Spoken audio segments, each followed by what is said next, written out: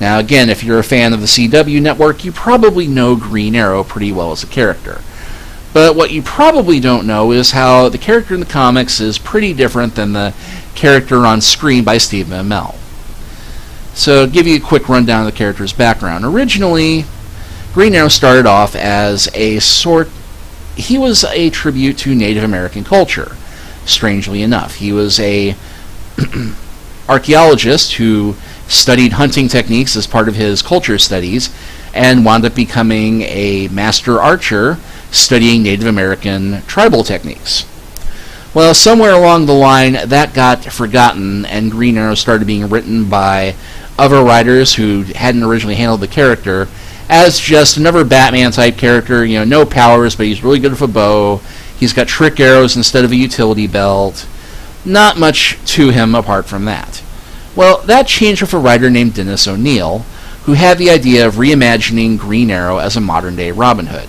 Now, Dennis O'Neil had fought in the war at Vietnam and come back to America and become an anti-war protester, like many soldiers at the time.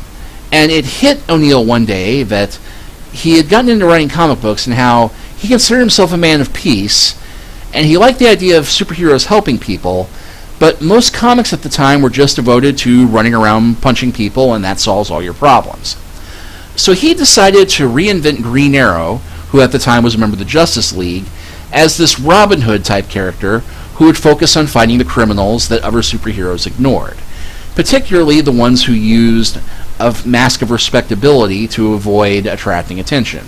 Not all the bad guys put on tights and throw on a ray gun to rob a bank. There's corrupt businessmen, crooked cops, your modern-day sheriffs of Nottingham and Prince Johns. Well, this ultimately culminated in the Green Lantern comic, which up until issue 75 was just Green Lantern. O'Neil changed it to Green Lantern Green Arrow with 76, and paired Green Lantern, who was a conservative cop type, up with Green Arrow, who had this revelation of trying to enforce social justice using, his superheroic activities.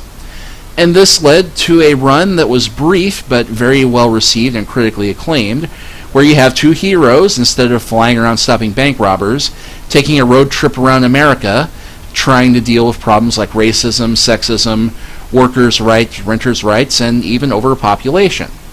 Now, this sounds like a small thing, but at the time it was pretty revolutionary.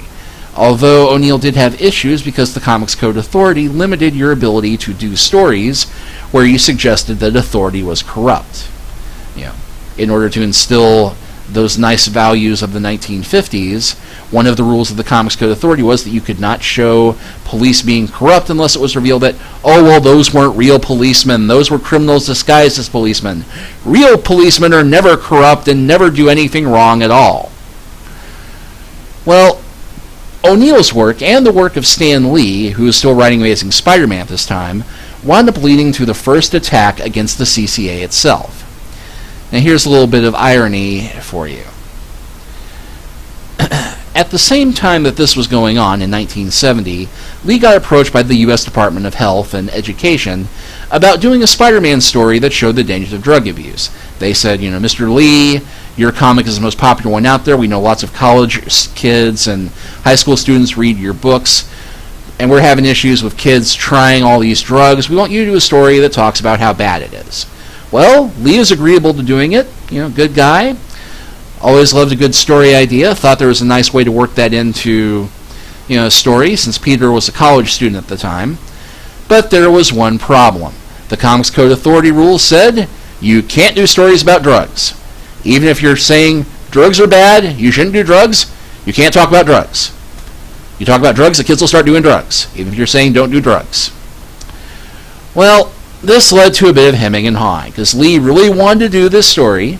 He thought it would be a good thing, but rules are rules, and the publisher was very set about, we can't offend the Comics Code Authority, we're going to have a second Red Scare like we did back in the 50s. But eventually, Lee argued with Martin Goodman, the publisher, and they gambled that any loss of sales that they had from not being able to sell a CCA-approved book, because at the time, the newsstands and distributors weren't supposed to carry comics unless they had the CCA seal of approval, they gamble that, it's our most popular book. The distributors aren't going to drop it just because the seal isn't on it. And even if they did, the good publicity is going to outweigh any sales issues.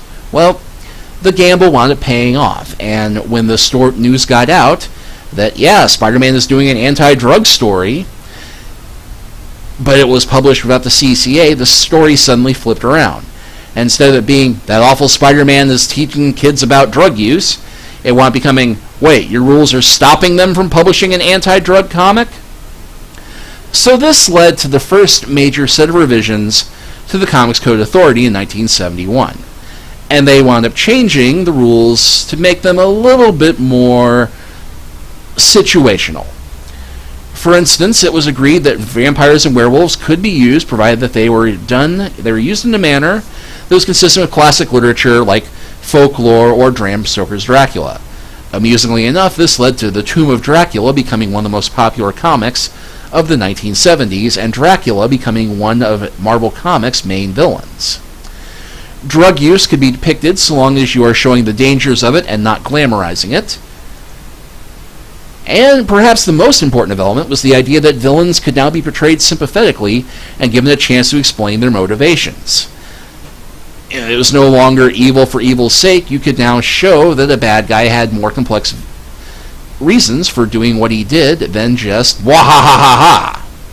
Perhaps the best example of how this changed things was Magneto in the X-Men books. Before the 1970s, Magneto was just another generic, supervillain. In the 1970s, they gave him a new background where they revealed that he was a survivor of Auschwitz and that his militant mutant terrorism was provoked by the fact that, I survived this once. I'm not going to let this happen again now that I have the power to stop it. And these innovations wound up leading to a boom of new horror comics along with Tomb of Dracula, and there was also a fantasy boom because now there were rules that allowed for the hero to kill in self-defense and to use weapons that were lethal. So you now had all these fantasy comics like Conan the Barbarian and Mike Grell's Warlord, where you had the hero carrying a sword and, hey, I can kill people with the sword if people try and kill me first.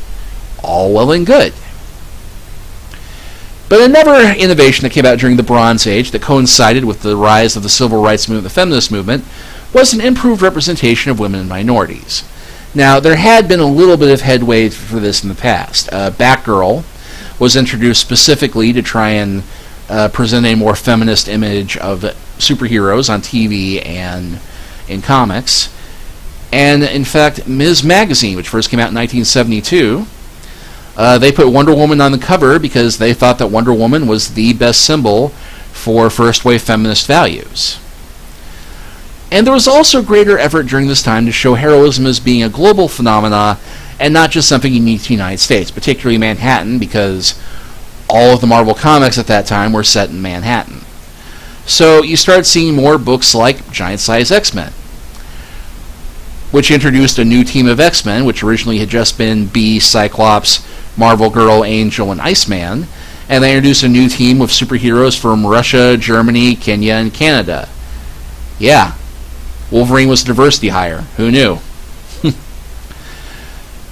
Now, marking the end of the Bronze Age is a little bit easier.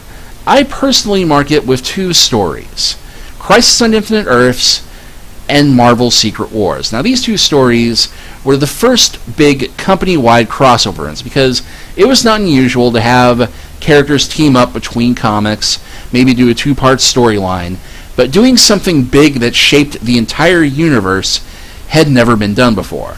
So, at about the same time in 1985, DC decided to do a big storyline in their 50th anniversary where they took all of their different multiple universes and condensed them down into a single universe. This also had the side effect of making it much easier to get into their comics rather than wondering about, okay, is this the Superman story where he's married to Lois Lane and retired, or is this one this universe where he's still single?